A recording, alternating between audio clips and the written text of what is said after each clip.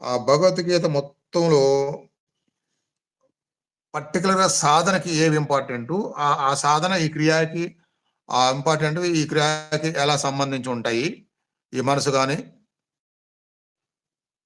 శరీరం గాని, ఇంద్రియాలు గాని, అలాంటి శ్లోకాలనే ఉదహరించి, ఆ శ్లోకాలు సాధనకి ఏంటి సంబంధం అనేది ఉదహరిస్తూ ప్రాక్టికల్‌గా వాటిలో వచ్చే మార్పులు అవన్నీ చక్కగా అన్ని డైరెక్ట్‌గా అవే చెప్పారనమాట.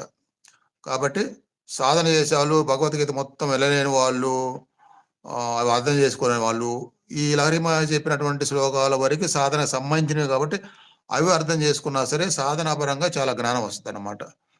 మనం అన్నీ చేస్తున్నాము. వీటి వరకు మళ్ళీ మళ్ళీ విన్నా సరే సాధన వరకు అందరికి బాగా వస్తది.